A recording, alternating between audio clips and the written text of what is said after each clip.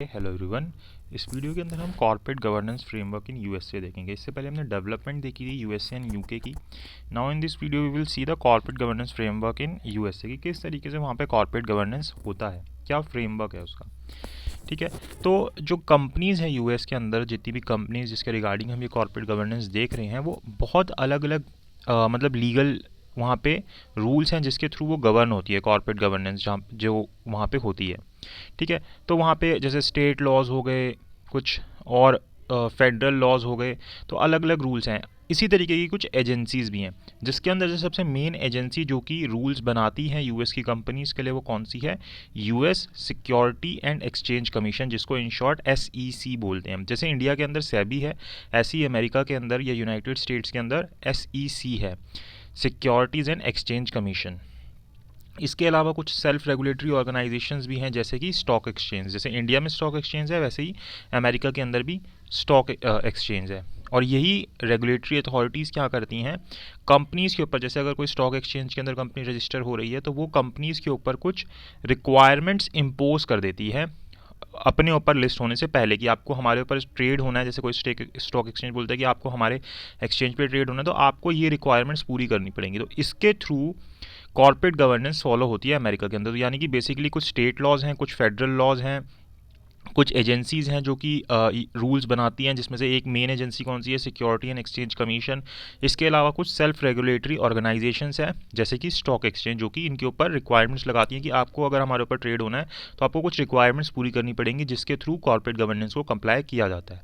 ठीक है, अब ये जो फेडरल रूल्स हैं, जैसे कि फेडरल रूल्स कहाँ से आते हैं, जैसे कौन कौन से मेन जो बोलते हैं रेगुलेशंस हैं वो कौन से हैं? जैसे कि सिक्योरिटी एक्ट है 1933 का, सिक्योरिटी एक्सचेंज एक्ट है 1934 का। ठीक है, और भी बहुत सारे इस तरीके के रेगुलेशंस या आप बोल सकते हो एक्ट्स फ्रेम किए गए हैं, और इन्हीं के अंडर काफ़ी सारे रेगुलेशंस और भी बनाए जाते हैं। इसके अलावा जो अदर रेगुलेशंस है वो कहाँ से आते हैं इसके अंदर, जैसे कि जो जिनको कंप्लाई करना पड़ता है। एक तो मैंने आपको ये बताया जो प्राइमरी सोर्स हैं फेडरल रूल के। इसके अलावा जो अदर रेगुलेशंस हैं, जो कि बेसिकली कंपनीज को बोलती हैं कि आपको डिस्क्लोजर करना है और कहीं ना कहीं कंप्लायंस रिक्वायरमेंट्स पूरी करनी है। तो देखो, बेस जो प्राइमरी सोर्स है वो तो ये मेनली दो तीन एक्ट्स ही हैं, सिक्योरिटीज़ एक्ट और सिक्योरिटी एक्सचेंज एक्ट। लेकिन इसके अलावा जिससे हमें कॉर्पोरेट गवर्नेंस मेन आ रही है, जिसके थ्रू कंपनीज डिस्क्लोज कर रही है और कंप्लाइज कर रही है, वो कौन से हैं? जैसे कि सार्बन्स ऑक्सले एक्ट जो 2002 में आया था, dot Frank Wall Street reform जो हुआ था, एंड कंज्यूमर प्रोटेक्शन एक्ट 2010 का जो आया था। तो ये सारे क्या हैं? ये अदर रेगुलेशंस के अंदर इंक्लूड हो जाते हैं, जो कि डिस्क्लोजर एंड कंप्लायंस रिक्वायरमेंट्स कराते हैं यूएस के अंदर। अब जैसे मैंने आपको सेल्फ रेगुलेटरी ऑर्गेनाइजेशंस बताई थी, जैसे इंडिया के अंदर बॉम्बे स्टॉक एक्सचेंज है या नेशनल स्टॉक एक्सचेंज है। इसी तरीके से अमेरिका के कुछ मेजर स्टॉक एक्सचेंज, जैसे कि न्यूयॉर्क स्टॉक एक्सचेंज है, नेस्डेक है। तो ये भी जो है, जितने भी स्टॉक एक्सचेंज है जिनको सेल्फ रेगुलेटरी ऑर्गेनाइजेशंस बोला जाता है, ये क्या करते हैं? कॉर्पोरेट गवर्नेंस के लिए रूल्स बनाते हैं, ताकि कंपनीज उनको कंप्लाई करे, और इन स्टॉक एक्सचेंज के ऊपर वो कंपनीज तभी ट्रेड कर पाएंगी जब वो उन कंडीशंस को कंप्लाई करेगी। तो ये सारी ऑर्गेनाइजेशंस है जो कि एक तरीके से हेल्प करती हैं कॉर्पोरेट कंप्लायंस को होने के अंदर अमेरिका के अंदर। तो देखो, आपको क्या समझ आया? एक तो सिक्योरिटी एक्सचेंज कमीशन समझ आई, जिसको अब हम डिटेल में देखते हैं। इसके बाद सेल्फ रेगुलेटरी ऑर्गेनाइजेशन समझ आई, जिसके अंदर स्टॉक एक्सचेंज है, जैसे कि न्यूयॉर्क स्टॉक एक्सचेंज, नेस्डेक आया। ठीक है, इसके अलावा एक प्राइमरी सोर्सेज थे जहाँ से हमें फेडरल रूल्स एंड रेगुलेशंस मिले, जैसे कि security act and security exchange act. इसके अलावा अदर रेगुलेशंस आए, जिस वो कौन से हैं? जो कि डिस्क्लोजर एंड कंप्लायंस रिक्वायरमेंट लगाते हैं वहाँ की कंपनीज़ के ऊपर, जैसे कि Sarbanes Oxley act, Dodd Frank Wall Street reform, consumer protection act 2010। तो ये अदर रेगुलेशंस हो गए। ठीक है, तो बेसिकली चार चीज़ें हमने समझी। अब देखो, US security and exchange commission के बारे में और देखते हैं। तो ये जो US security and exchange commission है, इसका मेन एम क्या है? इसका मेन एम है कि जो इन्वेस्टर्स हैं उनको प्रोटेक्ट किया जाए। ठीक है, इसके अलावा fair, orderly and efficient market को मेंटेन किया जाए। कैसी मार्केट को?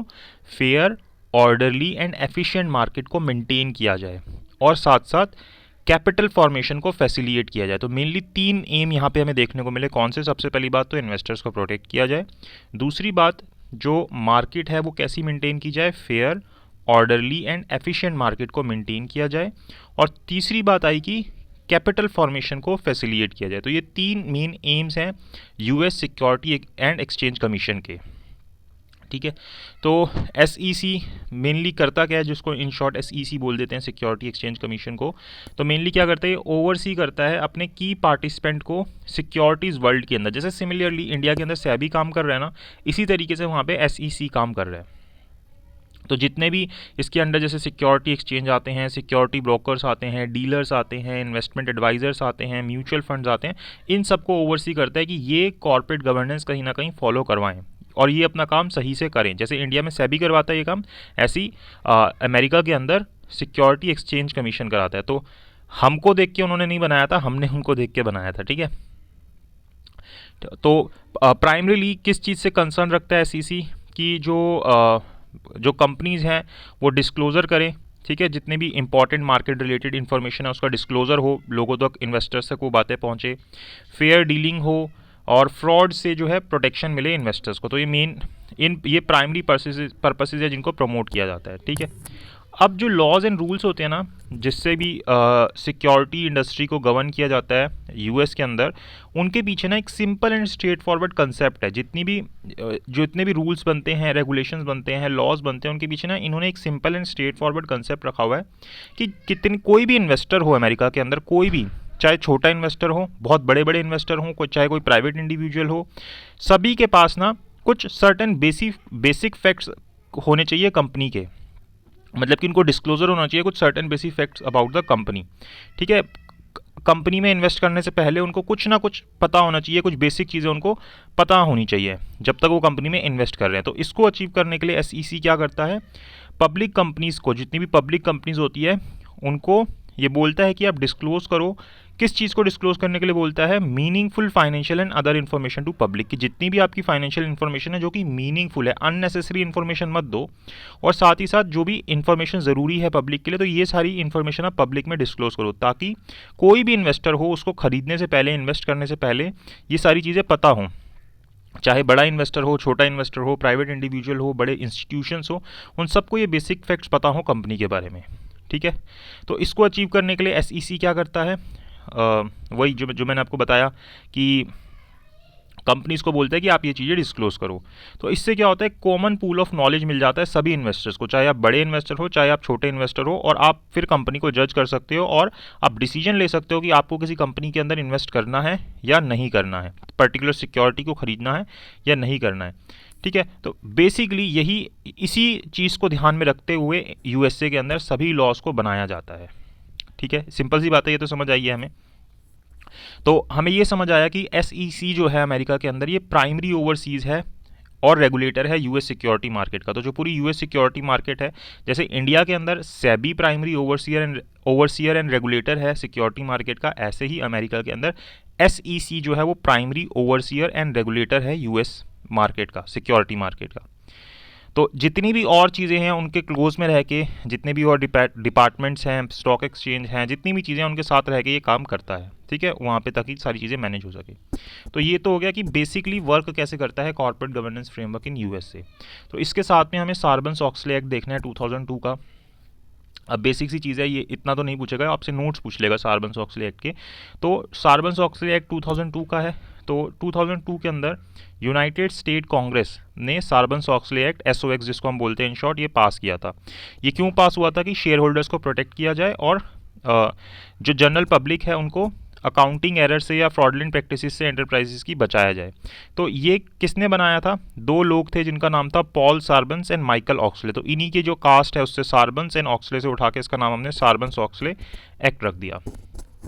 तो कुछ इंपॉर्टेंट सेक्शंस देखते हैं सॉक्स के, SOX इन शॉर्ट बोलते हैं, सार्बन्स-ऑक्सले एक्ट 302 का सबसे पहला जो सेक्शन आता है वो 302 आता है। ये बात करता है corporate responsibility for financial reports. किस बारे में बात करता है, corporate responsibility for financial reports के बारे में बात करता है। ठीक है, मतलब कि एक तरीके की फाइनेंशियल रिपोर्ट देने के बारे में बात कर रहा है। तो ये बोलता है, सबसे पहली चीज़ इसके अंदर कुछ 5-6 बातें बोली गई है। सबसे पहली बात बोली गई कि CEO and CFO must review all financial reports, की जो भी चीफ एग्जीक्यूटिव ऑफिसर और चीफ फाइनेंशियल ऑफिसर है उसको क्या करना चाहिए, जितनी भी फाइनेंशियल रिपोर्ट्स हैं उनको ज़रूर रिव्यू करना चाहिए। ठीक है। दूसरी चीज़ ये इंश्योर करना कि जो फाइनेंशियल रिपोर्ट है इसके अंदर कोई भी मिस रिप्रेजेंटेशन ना हो। Financial report does not contain any misrepresentation. तीसरी चीज़, information in the financial report is fairly presented, कि जो फाइनेंशियल रिपोर्ट के अंदर इन्फॉर्मेशन है वो फेयरली रिप्रेजेंट हुई हो। आपने सही तो कर दी लेकिन आपने उसको फेयरली रिप्रेजेंट नहीं किया तो फिर उसका कोई पर्पस सॉल्व नहीं होगा। तो इन्फॉर्मेशन जो है फाइनेंशियल रिपोर्ट के अंदर फेयरली प्रेजेंट होनी चाहिए। चौथी चीज़, CEO and CFO are responsible for the internal accounting controls, कि ये जो दोनों लोग हैं सीईओ एंड सीएफओ, ये किस चीज़ के लिए रिस्पॉन्सिबल होने चाहिए या इनको किया जाना चाहिए, इंटरनल अकाउंटिंग कंट्रोल्स के लिए इनको रिस्पॉन्सिबल किया जाना चाहिए। इसके बाद अगली चीज़ बोली, पांचवी चीज़, CEO and CFO must report any deficiency in internal accounting controls और any fraud involving the management of the audit committee। तो अगर कोई भी फ्रॉड उनको मिलता है इंटरनल अकाउंटिंग कंट्रोल्स के अंदर तो या कोई भी फ्रॉड मिलता है तो वो कहाँ पे रिपोर्ट करना चाहिए, ऑडिट कमेटी को बताना चाहिए, सीई एंड सीएफओ को। और आखिरी चीज़ जो बोली सेक्शन 302 के अंदर, CEO and CFO must indicate any material change in internal accounting control, और अगर कोई मटेरियल चेंज हुआ है तो उसको भी इंडिकेट करना है इंटरनल अकाउंटिंग कंट्रोल्स के अंदर। ठीक है, तो ये 6 बातें हैं जो कि सेक्शन 302 के अंदर दी गई है सार्बन-ऑक्सले एक्ट के। उसके बाद सेक्शन 401 इंपॉर्टेंट है जिसके अंदर हमें बताया डिस्क्लोजर इन पीरियोडिक रिपोर्ट्स के बारे में। तो क्या बोलते हैं सेक्शन 401 के अंदर, all financial statement and their requirement to accurate and presented in a manner that does not contain incorrect statement or admit to state material information। तो सिंपल सी बात है कि जितनी भी फाइनेंशियल स्टेटमेंट है उसके अंदर हमें क्या करना है, एक्यूरेट एंड उसको एक्यूरेटली प्रेजेंट करना है एक तरीके से, और ये ध्यान रखना है कि कोई भी इनकरेक्ट स्टेटमेंट ना हो उसके अंदर, और ये सारी चीज़ें हमने उसके अंदर मेंशन करनी है। Such financial statement should also include all materials of balance sheet liabilities, obligations and transactions. तो जितनी भी मटीरियल चीज़ें हैं ना सारी की सारी उसके अंदर हमें मेंशन करनी है। ऑफ बैलेंस शीट अगर कोई लाइबिलिटीज़ है यानी जो बैलेंस शीट में नहीं लिखी वो भी लिखनी है हमें, अगर हमारी कोई ऑब्लिगेशंस है वो भी लिखनी है, और जितनी भी ट्रांजेक्शंस है वो सारी की सारी डिस्क्लोज करनी है ताकि सबको पता चले उसके बारे में। सेक्शन 401 ये बोलता है। फिर सेक्शन 404 सॉक्स का क्या बोलता है, management assessment of internal controls. हमें क्या करना है, management assessment of internal control, यानी कि जो इंटरनल कंट्रोल है उसका मैनेजमेंट को असेस करना है कि कैसा है वो। ठीक है, तो all annual financial reports must include internal control report. तो ये सबसे पहले तो बात ध्यान रखने की, जितनी भी फाइनेंशियल रिपोर्ट्स हम बनाएंगे एनुअल फाइनेंशियल रिपोर्ट, उसके अंदर इंटरनल कंट्रोल रिपोर्ट ज़रूर होनी चाहिए जिसके अंदर क्या बताया गया हो, stating that management is responsible for an adequate internal control structure, जिसके अंदर हम ये लिखेंगे कि जो मैनेजमेंट है, जो कंपनी का मैनेजमेंट है वो किस चीज़ के लिए रिस्पॉन्सिबल है, कि एडुकेट इंटरनल कंट्रोल स्ट्रक्चर बनाया गया है, कि जो इंटरनल कंट्रोल स्ट्रक्चर है वो एडुकेट है, वो चीज़ें सही से देख रहा है। ठीक है, उसके बाद सेक्शन 409 के अंदर रियल टाइम इशूअर डिस्क्लोजर के बारे में बोला गया कि companies are required to disclose on almost real time basis information concerning material changes in its financial condition और ऑपरेशन। तो सिंपल सी बात है कि आपको जैसे ही चेंजेस हो रहे हैं, कोई मटेरियल चेंजेस हो रहे हैं फाइनेंशियल कंडीशन के अंदर, तो वैसे ही जल्द से जल्द रियल टाइम के अंदर, कि ज़्यादा कोई डिले ना हो, उसी टाइम के अंदर आपको लोगों तक वो बात पहुंचानी है, इन्वेस्टर्स तक वो बात पहुंचानी है। देन सेक्शन 802 बोलता है एसओएक्स का, criminal penalties for altering documents की। अगर आप कोई भी डॉक्यूमेंट्स को अल्टर करोगे, ठीक है, कोई लीगल इन्वेस्टिगेशन चल रही है, ऑडिट चल रहा है, बैंकरप्सी प्रोसीडिंग चल रही है, उसके अंदर अगर आप इस तरीके की कोई चीज़ करते हो तो उसके अंदर आपके ऊपर पेनल्टीज़ लगाई जाएंगी। सेक्शन 806 बोलता है protection for employ of public traded companies who provide evidence of fraud. तो एक तरीके से विसल ब्लोअर प्रोटेक्शन के बारे में बात की गई सेक्शन 806 के अंदर, जो अभी आगे चल के भी हम और देखेंगे, ये पूछता भी एग्जाम के अंदर क्वेश्चन। देन 902 एंड 906 सेक्शन के बारे में बताया attempts and conspiracy to commit fraud and offences, कि अगर कोई व्यक्ति कोई भी करप्टली एक्ट करता है, मतलब कोई डिस्ट्रॉय करता है, म्यूटिलेट करता है, कंसील करता है किसी भी डॉक्यूमेंट को जिसके कारण फ्रॉड हो रहा है, तो उसको क्राइम बोला गया। और 906 सेक्शन के अंदर यहाँ पे क्रिमिनल पेनल्टीज़ लगाई गई हैं कि अगर कोई फ्रॉडलेंट फाइनेंशियल रिपोर्ट बनाता है, मिसलीडिंग फाइनेंशियल रिपोर्ट बनाता है, तो उसको पेनल्टी दी जाएगी जो कि $5 मिलियन तक की हो सकती है और उसको 20 साल तक की जेल में भेजा जा सकता है। तो ये सार्बन-ऑक्सले एक्ट के बारे में, और साथ साथ हमने बेसिक स्ट्रक्चर समझा कि कॉर्पोरेट गवर्नेंस फ्रेमवर्क यूएसए के अंदर क्या है, जिसके अंदर हमने 4 चीज़ें देखी थी। एक तो सिक्योरिटी एक्सचेंज कमीशन, दूसरी सेल्फ रेगुलेटरी ऑर्गेनाइजेशंस जो कि क्या क्या हैं, New York stock exchange and Nasdaq को आप याद रख सकते हो। तीसरी चीज़ हमने देखी थी प्राइमरी सोर्सेज हैं जो फेडरल रूल्स के, जो क्या है security act 1933 and security exchange act 1934। चौथी चीज़ हमने देखी थी अदर रेगुलेशंस होते हैं जो कि डिस्क्लोजर एंड कंप्लायंस रिक्वायरमेंट कराते हैं, जिसके अंदर Sarbanes Oxley act, Dodd Frank Wall Street reforms, consumer protection act 2010, include होता है। ठीक है, फिर हमने थोड़ा सा डिटेल के अंदर देखा US security exchange and commission को कि इसका प्राइमरी एम क्या है। तो प्राइमरी एम याद रख लो, वो तो आपके लिए काफ़ी होगा। इसके बाद हमने ये देखा था कि जो लॉज एंड रूल्स होते हैं वो किस एक simple and straight forward concept पे बनाए जाते हैं अमेरिका के अंदर। तो ये मेन चीज़ें आपको याद रखनी है। ठीक है, एसओएक्स के ऊपर वो अलग से नोट पूछता है, तो आप उसकी थोड़ी थोड़ी चीज़ें याद रख सकते हो, बहुत सारा हो जाता है, आई नो दिस, लेकिन आप अगर बार बार करोगे तो याद रहेगा और आप एग्ज़ाम में कर पाओगे। ठीक है, बहुत सारा सिलेबस है, तो ज़रूरी नहीं है कि पूरा यही पूछे, बट आपको ऑन बेसिस आपको कीवर्ड्स अगर याद है तो आप आंसर लिखोगे, आपको पासिंग क्राइटेरिया में आ जाओगे। चलिए, thank you so much for watching this video. I hope आपको वीडियो अच्छी लगी तो लाइक कीजिएगा, शेयर कीजिएगा, चैनल को सब्सक्राइब जरूर कीजिएगा।